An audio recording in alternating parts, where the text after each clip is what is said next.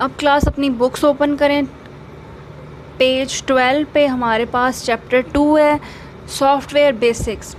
आज हम इसकी रीडिंग स्टार्ट करेंगे। सॉफ्टवेयर बेसिक्स हमारे पास क्या है, पहले हमने फर्स्ट चैप्टर में पढ़ा है हार्डवेयर बेसिक्स। हमने हार्डवेयर की तमाम चीज़ों के बारे में पढ़ा कि कौन कौन सी हार्डवेयर की चीज़ें हम यूज़ कर रहे हैं, मॉनिटर, प्रिंटर, स्पीकर्स, कीबोर्ड और सब कुछ जो है ना। हार्डवेयर बेसिक्स में हमने हर चीज़ पढ़ी है, कंप्यूटर से एक्सटर्नल भी और इंटरनल भी। ठीक है, अब हम सॉफ्टवेयर के बारे में पढ़ेंगे और सॉफ्टवेयर क्या चीज़ है, और इसमें अब पहले हम लर्निंग आउटकम्स को देख लेते हैं। लर्निंग आउटकम्स क्या हैं इस चैप्टर के? After completing the unit, student will be able to define system software, know the basic components of system software, जो कि ऑपरेटिंग सिस्टम है, डिवाइस ड्राइवर है, यूटिलिटी प्रोग्राम्स है। फिर define operating system and basic functions, फिर operating system और उसके basic functions क्या हैं वो पढ़ेंगे हम। उसमें हमारे पास booting and providing user interface, managing programs, file management, configuration devices, define device driver, define utility programs, file manager, image viewer and disk scanner, define application programs, distinguishing among different kinds of application software, और वो कौन कौन से entertainment softwares आ जाते हैं उसमें, productive softwares हैं, और एजुकेशन एंड रेफरेंस। हम इसमें सिस्टम सॉफ्टवेयर से लेकर जितने भी एजुकेशनल सॉफ्टवेयर भी हैं सब के बारे में पढ़ेंगे। पहले हमें पता होना चाहिए कि सॉफ्टवेयर क्या चीज़ होती है। Introduction. Software is a set of instruction given to the computer to perform specific task, कि कंप्यूटर के वो जो भी टास्क, जो भी इंस्ट्रक्शंस दिए जाते हैं कोई भी काम करने के लिए, उसको हम सॉफ्टवेयर कहते हैं। It is also called computer programs. Computer hardware can not perform any task without software, कि कंप्यूटर हमारे पास अगर हार्डवेयर है और उसके अंदर सॉफ्टवेयर नहीं है तो कंप्यूटर कुछ भी नहीं कर सकता।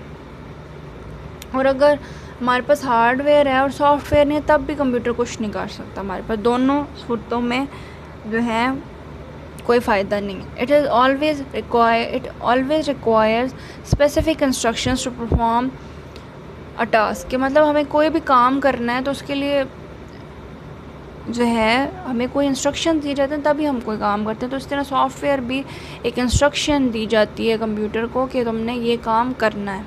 There are 2 types of software. हमारे पास 2 तरह के सॉफ्टवेयर होते हैं, एक सिस्टम सॉफ्टवेयर होता है और एक एप्लीकेशन सॉफ्टवेयर होता है। तो हम सिस्टम सॉफ्टवेयर की तरफ आ जाते हैं। System software that directly operates the computer hardware to perform basic functionalities needed by user and other software, and to provide a platform for running applications is called system software. हमारे पास system एक software जो कि computer को directly computer के hardware को जो है उसकी फंक्शनैलिटीज़ को कंट्रोल कर रहा है, जो कि हमारे यूज़र को चाहिए, एंड अदर सॉफ्टवेयर, और हर तरह के सॉफ्टवेयर प्रोवाइड कर रहा है, and basic platform for running application. की मतलब सॉफ्टवेयर हमारे पास, सिस्टम सॉफ्टवेयर हमारे पास वो चीज़ है कि हमें कोई भी जो है एक बेसिक फंक्शनैलिटी प्रोवाइड कर रहा है कि हमने कोई भी एप्लीकेशन रन कर सकें। ठीक है, There are different types of system software. Some of the important are discussed below. एक ऑपरेटिंग सिस्टम है हमारे पास सिस्टम सॉफ्टवेयर में, फिर डिवाइस ड्राइवर्स हैं, यूटिलिटी प्रोग्राम्स हैं। मतलब अगर आपको सिस्टम सॉफ्टवेयर को समझना है ना तो आप समझें कि सिस्टम सॉफ्टवेयर एक विंडो है। ठीक है, विंडो से है तो हमारे पास कंप्यूटर के तमाम काम और जो तमाम बाकी तमाम सॉफ्टवेयर काम करें, अगर उसमें विंडो नहीं होगी तो फिर भी कंप्यूटर काम नहीं कर सकेगा। ठीक है, अब हम ऑपरेटिंग सिस्टम की तरफ आते हैं जो कि एक सॉफ्टवेयर ही है, और विंडो भी एक ऑपरेटिंग सिस्टम ही होता है। तो operating system is a system software which is responsible for managing the computer hardware and software resources. It controls the memory needed for computer processes, manages disk space, control peripheral devices and provide an interface between user and computer system। हमारे पास system software जो है, operating system जो है वो system software है जो कि हमारे पास कंप्यूटर के तमाम हार्डवेयर और सॉफ्टवेयर रिसोर्सेज को जो है मैनेज कर रहा होता है अपने पास। इसका काम ये है कि इट कंट्रोल्स मेमोरी, जो कि हमें किसी सिस्टम कंप्यूटर के जो भी प्रोसेसेस हो रहे हैं उनको काम करने के लिए यूज़ होता है। फिर उसके बाद हमारे पास जो डिस्क स्पेस है उसको मैनेज करता है। पेरिफेरल डिवाइसेस जो कि इनपुट आउटपुट डिवाइसेस होते हैं उनको कंट्रोल करता है। और फिर उसके बाद हमारे पास एक इंटरफेस प्रोवाइड करता है यूज़र और कंप्यूटर के दरमियान, ठीक है। उसमें हमारे पास अब ऑपरेटिंग सिस्टम में क्या आ जाता है, डॉस है, disk operating system.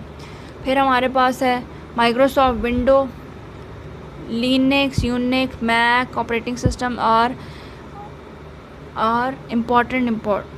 Important operating system, ठीक है। हमारे पास ये सारे ऑपरेटिंग सिस्टम हैं जो कि हमारे पास अब विंडो है तो हम कंप्यूटर को रन कर रहे हैं और सारे काम कंप्यूटर के हो रहे हैं।